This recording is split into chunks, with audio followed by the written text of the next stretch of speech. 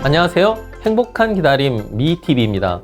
시험관하기 시술이나 인공수정을 준비하고 있는데 느닷없이 출혈이 생기는 경우가 있습니다. 시술 후 실패해서 다음 주기를 기다리고 있는데도 이런 질출혈이 발생할 수 있고, 임신 시도 여부와 상관없이 갑자기 출혈이 발생하면 깜짝 놀라게 됩니다.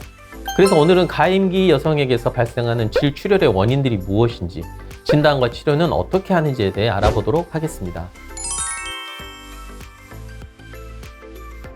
흔하게는 부부관계할 때 닿는 자궁경부라는 곳이 헐어 있을 때나 자궁경부나 자궁각 내에 용종이 있을 때 발생할 수 있습니다.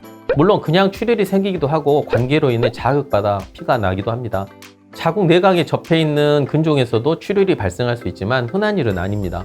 그 외에 혹시 약물을 복용하고 있는 게 있는지 생각해 보셔야 하는데요. 아스피린이나 오메가3 또는 특정 성분의 스테로이드 근육주사를 맞은 경우에 항응고 효과로 인해서 출혈이 발생하거나 출혈의 양이 많고 길어지게 됩니다.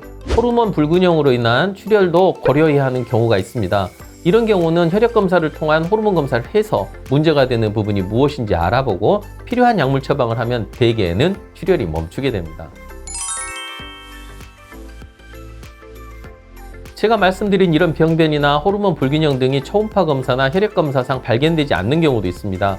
이런 경우는 일반 초음파 대신 생리식염수를 자궁각 내로 주입하면서 자궁벽을 벌려서 문제가 되는 부분이 없는지 살펴보는 생리식염수 주입파 특수 초음파 검사라는 것을 해서 질초음파나 복부 초음파에서 발견되지 않았던 내강의 용종이나 다발성 근종이 실제 없는지 알아보게 됩니다.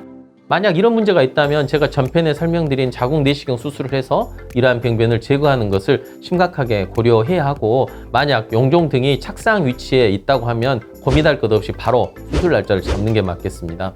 또 하나 중요한 점은 이렇게 비정상적인 자궁 출혈이 있는 경우는 자궁 내막 조직 검사를 반드시 시행해서 자궁 내막 증식증이나 흔하진 않지만 내막암이 있는지 살펴봐야 한다는 점입니다.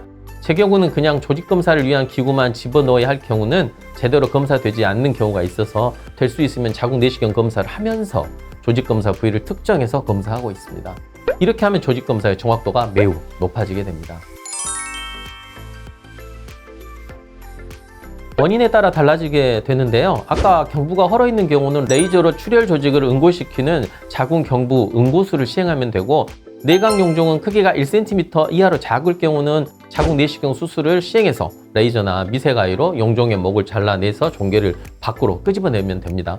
하지만 이보다 작고 임신을 방해하는 위치에 있지 않으면서 악성이 의심되지 않는 경우는 일단 호르몬 치료로 지혈을 하면서 지켜보는 것도 가능합니다. 자궁 내막 증식증으로 진단이 나오면 프로베라라는 호르몬제를 하루 2회, 2주 정도 복용하고 2주 쉬고, 이런 식으로 3번 정도 반복하는 치료를 해볼 수도 있습니다. 약을 먹고 있는데도 출혈이 계속되면 휴지기 없이 프로베라를 계속 복용하면 대개는 출혈은 멈추게 됩니다. 그 후 치료가 완료되면 다시 내막 조직 검사를 시행해서 치료가 잘 되었는지 판단하는 절차를 반드시 거쳐야 합니다.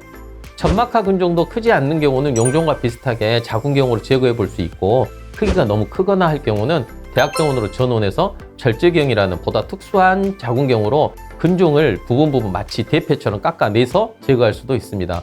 그리고 마지막으로 별 이상이 없는데 자궁 내막만 두꺼운 경우에 저는 야지 같은 피임약을 복용시키거나 프로게스테론 제제의 호르몬을 처방해서 피를 멈추게 하고 내막을 얇게 만드는 처방을 합니다. 신체의 다른 부위의 병으로 인해 자궁 출혈이 발생할 수도 있는데요. 간 기능 이상이나 심장 기능 장애, 혈액 공급이 잘 안 되는 혈액 질환이 있는 경우에도 역시 여러 호르몬 제제나 여성의 생리 주기에 관여하는 시상하부, 뇌하수체, 난소의 축을 일시적으로 멈추게 하는, 즉 일시적인 폐경을 유발하는 주사제를 사용해 볼 수 있겠습니다.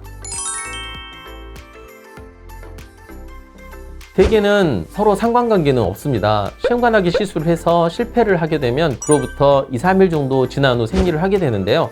양은 다소 적거나 검게 나오기도 하고 평소처럼 할 수도 있습니다. 하지만 주기 후 중간에 갑자기 다시 출혈하는 그런 부정출혈은 시험관하기 시술과는 관련이 없습니다.